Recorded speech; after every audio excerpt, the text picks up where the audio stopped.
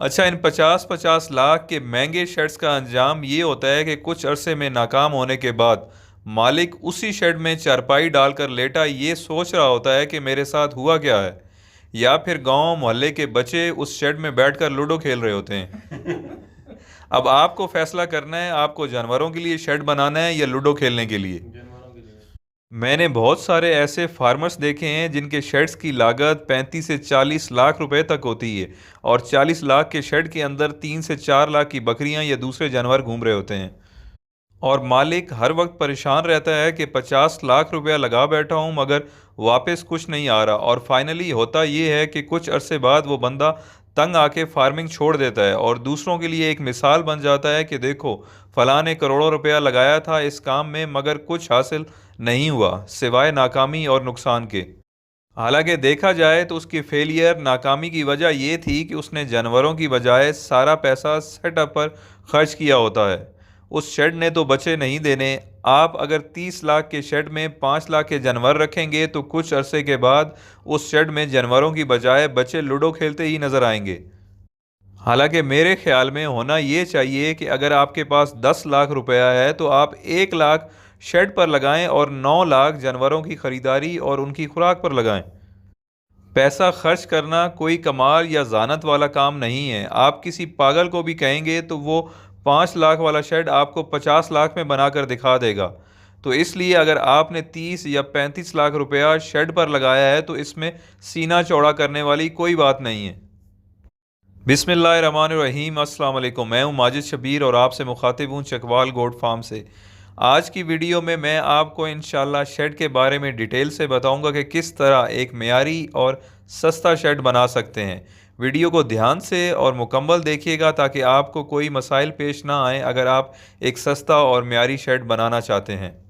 जब शेड की कंस्ट्रक्शन हो रही थी तो हम साथ साथ वीडियो बनाते रहे हैं ताकि आप सबके साथ शेयर कर सकें और आपको आसानी से समझा सकें। उससे पहले शेड के मुतल्लिक मैं आप लोगों से कुछ बात करना चाहता हूं ताकि आपके दिमाग में एक क्लियर पिक्चर बन जाए शेड की, क्योंकि जो चीज़ सस्ती हो हम उस पर आसानी से यकीन भी नहीं करते। सबसे पहले ये कि मैंने एक बकरी के लिए शेड का कवर्ड एरिया मतलब छत वाला एरिया 5 स्क्वायर फीट रखा है। मैं ओपन एरिया या बाड़े की बात नहीं कर रहा, ओपन एरिया को शेड के बाद डिस्कस करते हैं। ये 5 स्क्वायर फीट सिर्फ शेड का एरिया है एक बकरी के लिए। अच्छा, इस शेड का साइज़ 30 बाय 20 है जो आपको इस वीडियो में नज़र आ रहा है। मतलब 30 फुट लंबा और 20 फुट चौड़ा है। आप लंबाई को चौड़ाई के साथ मल्टीप्लाई ज़रब कर लेंगे तो स्क्वायर फीट आ जाता है। तो इस तरह से अगर हम 30 को 20 के साथ मल्टीप्लाई ज़रब करेंगे तो ये 600 स्क्वायर फीट आ जाएगा। 600 स्क्वायर फीट को अगर आप 5 के साथ डिवाइड करेंगे, तकसीम करेंगे, तो आपके पास 120 का फिगर आ जाएगा। मतलब 5 स्क्वायर फीट के हिसाब से हम इसमें 120 बकरियों को आसानी के साथ रख सकते हैं। अच्छा, ये तो हो गया एरिया। अब आते हैं इस बात पर कि शेड को बनाने से पहले क्या ध्यान में रखना चाहिए, या मैंने जिस चीज़ को सामने रखते हुए इस शेड को बनाया है। नंबर 1, सर्दी और गर्मी के हिसाब से अच्छा हो, मतलब आपके जानवर दोनों मौसमों में कंफर्टेबल रहें, सुकून से रहें शेड के अंदर। नंबर 2, सादा और सस्ता हो जो हर बंदा इजीली अफोर्ड कर ले। कोई ऐसा यूनिक स्ट्रक्चर ना हो जिसके लिए आपको कोई इंजीनियर बुलाना पड़े, और ये इस्तेमाल में भी, रोज़मर्रा के इस्तेमाल में भी आसान हो। नंबर 3, उस शेड की लाइफ उम्र कम से कम 5 साल हो। अच्छा, लोग कहते हैं कि एक दफ़ा ही खर्चा कर लो ताकि 30-35 साल चल जाए, मगर मैं इस चीज़ को नहीं मानता। मेरे ख्याल में 5 साल का अरसा काफ़ी होता है। 5 साल के बाद चीज़ें तब्दील हो जाती हैं, ज़रूरत बदल जाती है। हो सकता है आपको किसी और जगह मूव होना पड़ जाए, कोई और डिज़ाइन या कोई और वजह भी हो सकती है। 60-70 हज़ार वाला शेड 5 साल बाद अपनी कीमत पूरी कर चुका होगा। आप उसे छोड़ देंगे या तोड़ देंगे, वो आपको कोई तकलीफ़ नहीं देगा। मगर 30 लाख वाला शेड आपको सारी उम्र सीने से लगा के रखना पड़ेगा, चाहे वो फ़ायदा मंद हो या नहीं। आप ये कहते रहेंगे कि 30 लाख लगाया है, कैसे छोड़ दूं। तो बिजनेस पॉइंट ऑफ व्यू से आज की डेट में जो शेड 60 से 70 हज़ार में बन सकता है और 5 साल बल्कि उससे ज़्यादा भी चल सकता है, तो उसके लिए 6 या 7 लाख खर्चा करना कोई समझदारी का फैसला नहीं है। शेड 60,000 का हो या 50 लाख का, यकीन करें बकरियों को बिल्कुल पता नहीं चलेगा कि वो एक सस्ते या महंगे शेड में रह रही हैं। तो मैं आपको भी यही मशवरा दूंगा कि शुरू में शेड का खर्चा कम से कम करें और शुरू में जानवरों पर, उनकी खुराक पर खर्च करें। मेरा मतलब है प्रोडक्ट पर फोकस करें जिससे आपको पैसा कमाना है। अच्छा, सेम साइज़ का शेड जो मैंने बनाया है, अगर मैं इसका छत सीमेंटेड स्लैब्स, कंक्रीट, लेंटर का बनाता तो वो तकरीबन 6 से 7 लाख में कंप्लीट होना था। और मेन पॉइंट की बात यह है कि मैं जितना महंगा छत भी डाल देता, चाहे वो सीमेंट का होता या स्टील का या किसी और मटेरियल का, उसकी हाइट में जितनी भी ऊंची रख लेता, वो कभी भी मट्टी के छत से ज़्यादा ठंडा नहीं हो सकता। और सर्दियों में मट्टी वाला छत सर्दी को भी कंट्रोल करता है। अब आ जाएं इस शेड की स्पेसिफिकेशन और कंस्ट्रक्शन पर कि ये कैसे बना और कितने में बना, इसको हम इसके बाद डिस्कस करेंगे। तो सबसे पहले पिलर्स की बात करते हैं। पिलर्स में हमने सीमेंटेड ब्लॉक का इस्तेमाल किया है, ठोस ब्लॉक बगैर होल वाले। और पिलर्स को ऐसा बनाया गया है कि अगर इन फ्यूचर हम इस पर सीमेंटेड छत भी डालना चाहें तो डाल सकते हैं। पिलर्स नए बनाने की ज़रूरत नहीं पड़ेगी। बेस में हमने कंक्रीट डाली है ताकि वज़न बर्दाश्त करने की सलाहियत ज़्यादा हो। अच्छा, एक और अहम बात यह है कि शेड की लंबाई ईस्ट टू वेस्ट होनी चाहिए और चौड़ाई साउथ टू नॉर्थ। इससे हवा का फ़्लो, वेंटिलेशन, लाइट प्रॉपर होगी, जिससे गर्मियों में फार्म के अंदर का टेम्परेचर कंट्रोल रहेगा, गर्मी नहीं होगी। मेरे ख्याल में शेड को 20 फीट से ज़्यादा चौड़ा नहीं होना चाहिए। 20 फुट से ज़्यादा चौड़े शेड में शायद वेंटिलेशन इतनी अच्छी ना हो। नॉर्मली जो शेड होते हैं उनकी पिछली दीवार और दोनों साइडों से दीवार बना दी जाती है और फ्रंट ओपन रख दिया जाता है, बट मैंने इसे ओपन ही रखा है ताकि वेंटिलेशन अच्छी हो और अंदर का माहौल ठंडा रहे। सर्दियों में इसे तरपाल या ईंटों से कवर किया जा सकता है। अगर आप ईंटें लगाएंगे तो मट्टी से लगाएं ताकि गर्मियां आने पर वो आसानी से रिमूव हो जाएं और दोबारा नेक्स्ट ईयर इस्तेमाल में आ सकें। अच्छा, हमने अपने शेड की हाइट, छत की हाइट सिर्फ 8 फीट रखी है, ज़्यादा नहीं रखी, क्योंकि अगर इसकी हाइट ज़्यादा रखेंगे तो फिर ये हवा, तूफ़ान वगैरह से मुतासिर हो सकता है। शेड की हाइट इसलिए ज़्यादा रखी जाती है, मतलब छत ऊंचा रखा जाता है ताकि वो गर्मियों में ठंडा रहे। मगर हमारे छत का सारा मटेरियल लकड़ी और मिट्टी का है, तो हाइट कम होने से भी कोई फ़र्क नहीं पड़ता। ये ठंडा और सुकूनदेह होगा जानवरों के लिए गर्मियों में, और हाइट कम होने की वजह से सर्दियों में ये गर्म भी रहेगा, ईज़िली तरपाल वगैरह से कवर भी हो जाएगा। और अगर आप ख़ुद इस चीज़ का तजर्बा करना चाहते हैं तो जून या जुलाई के महीने में एक मट्टी वाली छत पर बैठकर देखिएगा, और उसके बाद एक लेंटर वाली छत पर बैठकर या हाथ लगाकर देखिएगा, और फिर आखिर में एक जदीद मॉडर्न छत जो लोहे की होती है उस पर बैठने से आपको बहुत अच्छे तरीके से समझ आ जाएगा कि मैं क्या कह रहा हूँ, कौन सी छत मुनासिब है, ठंडी है। चलें, अब मैं आपको इसके छत के बारे में बताता हूँ कि छत को किस तरीके से बनाया गया है। इसकी छत में हमने सबसे पहले बांस का स्ट्रक्चर बनाया है। तकरीबन 3 इंच मोटा बांस इस्तेमाल किया गया है, और इसकी साइडों पर और सेंटर के पिलर पर हमने बांस के साथ साथ लकड़ी के मजबूत डंडे भी डाले हैं गार्डर्स के तौर पर, ताकि छत में वज़न बर्दाश्त करने की ज़्यादा से ज़्यादा सलाहियत हो।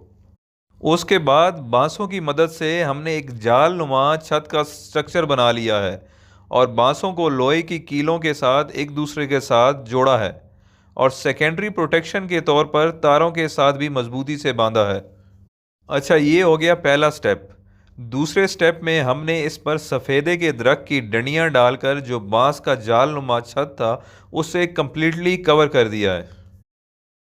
स्टेप नंबर 3, हमने इसके ऊपर काने और नड़ियों से, आई डोंट नो आपको काने और नड़ियों की समझ आ रही है या नहीं, प्लीज़ वीडियो में देख लें। जो जंगल से काट कर ला रहे हैं ट्रॉली में, हम उसे अपनी ज़बान में काने और नड़ियाँ बोलते हैं। तो स्टेप नंबर 3 में हमने नड़ियों से इसके ऊपर तकरीबन 3 से 4 इंच मोटी एक तह बिछा दी है। स्टेप नंबर 4, इसके बाद इस पर प्लास्टिक की शीट, नॉर्मल आम प्लास्टिक की शीट जो बाज़ार में मिलती है, आप इस वीडियो में भी देख रहे हैं, वो डालकर उसे कम्प्लीटली मिट्टी से कवर कर दिया गया है। स्टेप नंबर 5, फिर दोबारा उस मट्टी के ऊपर एक और प्लास्टिक की शीट डाल के उसके ऊपर चिकनी मट्टी में भूसा मिलाकर लिपाई कर दी है। लिपाई के हमने 2 कोट किए हैं।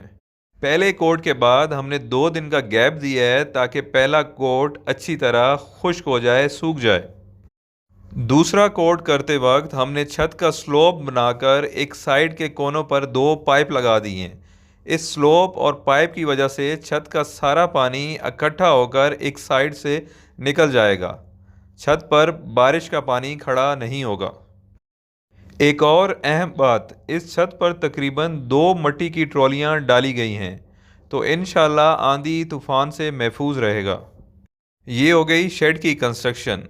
इसके खर्च अखराजात की शीट आपसे शेयर करने से पहले मैं आपको ओपन एरिया मतलब बकरियों के बाड़े के बारे में बताता हूँ, क्योंकि शेड के साथ बाड़ा ओपन स्पेस इंतहाई ज़रूरी और अहम है। अच्छा, हमारे इस शेड के साथ बाड़ा या जिसे आप ओपन एरिया कहते हैं वो तकरीबन 60 बाय 40 का है। 60 फीट लंबाई है और 40 फीट चौड़ाई है। ओपन एरिया में एक बकरी के लिए तकरीबन 10 स्क्वायर फीट जगह दरकार होती है, जिसमें वो आसानी से घूम फिर सकती है।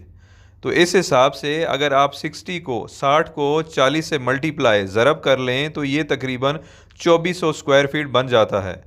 और 2400 को अगर आप 10 से तकसीम कर लें तो आपके पास 240 का फिगर आ जाएगा। इट्स मीन इसमें आसानी के साथ 240 बकरियों को रखा जा सकता है अगर आप एक बकरी को 10 स्क्वायर फीट की जगह दें तो। अच्छा, बाड़े में हमने सिंपली लकड़ी के मोटे डंडों को कंक्रीट के साथ ज़मीन में फ़िक्स कर दिया है और बांस को तकरीबन 4 से 5 इंच लंबी कीलों के साथ फ़िक्स कर दिया है, जो आप वीडियो में देखकर समझ सकते हैं। इसमें कोई ऐसी टेक्निकल चीज़ नहीं है जिसको डिस्कस किया जाए। ये बांस तकरीबन 2 इंच मोटे हैं और इनकी कॉस्ट 12,000 रुपया थी। लकड़ी के डंडों की कॉस्ट तकरीबन 2,000 थी और 2 मज़दूरों ने इसे एक दिन में मुकम्मल कर लिया था। तकरीबन 15,500 में बाड़ा मतलब ओपन एरिया मुकम्मल तैयार हो गया था। अब आ जाते हैं इस शेड की कॉस्ट की तरफ कि 120 बकरियों का शेड कितने में बना। अच्छा, जल्दी से मैं आपको ये बताता चलूँ कि शेड के अंदर का फ्लोर और ओपन एरिया सब कच्चा रखा है मैंने, मतलब नीचे कच्ची मिट्टी है। इससे जानवर खुश रहते हैं, उठने बैठने में कंफर्टेबल होते हैं और उनके पाँव भी ख़राब नहीं होते। सफाई का आपने ख़ास ख्याल रखना है और डेली साफ़ करना है झाड़ू से, जैसा कि मैंने अपने पिछले प्रोग्राम में कहा था 20 रुपए वाले झाड़ू से। अच्छा, इस टाइम जो आप स्क्रीन पर देख रहे हैं ये इसकी कॉस्ट शीट है 30 बाय 20 शेड की, कि इसमें कितने खर्च अखराजात हुए, कितना मटेरियल लगा और कितने का लगा। इसमें सबसे पहले नंबर पे है सीमेंटेड ब्लॉक्स। एक ब्लॉक हम 38 का पड़ा है और टोटल 300 ब्लॉक इसमें लगे हैं। 2500 रुपया इसके ट्रांसपोर्टेशन का खर्चा था। टोटल 13,900 के इस शेड के अंदर ब्लॉक लगे हैं। अच्छा, ये सारे ब्लॉक ठोस हैं, इनके अंदर होल नहीं है। और आपको भी इस चीज़ का ख्याल रखना है कि जब पिलर्स के लिए आप ब्लॉक परचेज़ करें तो वो बग़ैर होल वाले होने चाहिए। और दूसरे नंबर पर है सीमेंट। इसमें 5 बैग सीमेंट के लगे हैं। एक की कीमत 480 रुपये थी और टोटल 2400 की सीमेंट लगी है। तीसरे नंबर पर है रेत। एक ट्रॉली रेत की लगी है जो हमें किराए के साथ 1800 रुपये की पड़ी है। अच्छा, चौथे नंबर पर हैं लकड़ी के डंडे। जैसा कि मैंने पहले आपको एक्सप्लेन किया है, इन डंडों को हमने गार्डर के तौर पर साइड वाले पिलर्स पर और सेंटर वाले पिलर्स पर बांस के साथ डाला है ताकि छत में मजबूती आए और वज़न बर्दाश्त कर सके। ये टोटल 17 पीसेस थे। 420 का एक था, 1500 किराए के साथ ये टोटल 8,640 रुपये में पड़े हैं हमें। पाँचवें नंबर पे हैं काने, नड़ियाँ और सफ़ेदे। सफ़ेदा हमारी अपनी ज़मीन पर मौजूद था, काने और नड़ियाँ जंगल में अवेलेबल थे। इसकी जस्ट हमें मजदूरी लेबर की कॉस्ट पड़ी है 5500 और प्लस 2500 ट्रांसपोर्टेशन ट्रॉली के पैसे, तो ये सारा मटेरियल हमें 8,000 में पड़ गया।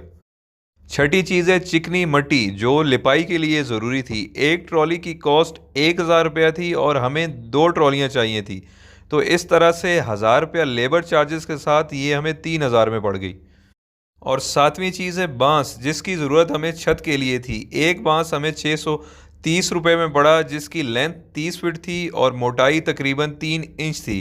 तो इस तरह से 22 बांस हमें 630 के हिसाब से इंक्लूडिंग 1200 ट्रांसपोर्टेशन चार्जेस 15,060 रुपये में पड़ गए। और आठवीं चीज़ जो इस्तेमाल हुई है वो है प्लास्टिक। प्लास्टिक टोटल 20 केजी लगा है और ये 2 दफ़ा इस्तेमाल हुआ है। छत में इसकी 2 तह लगाई हैं हमने। प्लास्टिक 300 का केजी था और 20 केजी हमें 6,000 रुपये में पड़ा। अच्छा, आखिर में है कंस्ट्रक्शन चार्जेस, मतलब मिस्त्री और लेबर का ख़र्चा। इस शेड को मुकम्मल होने में 3 दिन लगे हैं और डेली बेसिस पे 2 मिस्त्री और 2 मज़दूरों ने काम किया है, जो डेली के 3800 रुपया बनते थे और टोटल 3 दिनों का 11,400 रुपया बना। तो इस तरह से 70,200 रुपये में 30x20 का 120 बकरियों का शेड मुकम्मल तैयार हो गया, इंक्लूडिंग मटीरियल और लेबर चार्जेस। और अगर इसके ओपन एरिया को ले लें जो 60x40 का था, टोटल 2400 स्क्वायर फीट, उसका ख़र्चा 15,500 रुपया था। तो इस तरह से शेड प्लस बाड़ा दोनों 85,700 में मुकम्मल तैयार हो गए। अच्छा, जैसा कि शेड का कवर्ड एरिया था 30x20 का, मतलब 600 स्क्वायर फीट, जिसकी कॉस्ट आई है 70,200 रुपया। तो इस हिसाब से पर स्क्वायर फीट सिर्फ 117 रुपये में पड़ा है। अब आ जाएं इसके बाड़े पर, ओपन एरिया पर, जो 60x40 का था, मतलब 2400 स्क्वायर फीट, और इसकी टोटल कॉस्ट आई थी 15,500 रुपया। तो इस हिसाब से ये पर स्क्वायर फीट 6.45 में तकरीबन 6.5 रुपये में 1 स्क्वायर फीट पड़ा है हमें। आप जिस साइज़ का भी शेड बनाना चाहें उस हिसाब से उसकी कीमत का अंदाज़ा लगा सकते हैं। ये शेड 120 बकरियों के लिए 70,200 में बना है। फॉर एग्ज़ाम्पल, अगर आपको 60 बकरियों का बनाना है तो वो तकरीबन 35,000 में बनेगा, और इसी तरह से अगर 30 बकरियों का बनाएं तो तकरीबन 17,500 का बनेगा। आप अपनी ज़रूरत के मुताबिक बना सकते हैं 117 रुपये पर स्क्वायर फीट के हिसाब से। अच्छा, तो ये सारी वो बातें और तरीक़ाकार था जो मुझे ठीक लगा, और मैं इस शेड को अपने फार्म पे बनाने के बाद आपके साथ ये सारी इन्फॉर्मेशन शेयर कर रहा हूँ। अब आपकी मर्ज़ी है, जैसा आपको मुनासिब लगे आप अपनी सोच और ज़रूरत के मुताबिक शेड बनाएं। उम्मीद है आपको समझ आ गया होगा कि कौन सा शेड ठंडा है और कौन सा गर्म, कौन सा सस्ता है और कौन सा महंगा, शेड पर कितना ख़र्चा करना ज़रूरी है और कितना गैर ज़रूरी या फजूल है, कितना पैसा आपको शेड पर लगाना चाहिए और कितना जानवरों पर, कौन सा शेड कामयाब गोट फार्मिंग के लिए ज़रूरी है और कौन सा लूडो खेलने के लिए। दुआओं में याद रखिएगा और हमारे चैनल को लाइक और सब्सक्राइब कर लें। शुक्रिया। अल्लाह हाफिज़।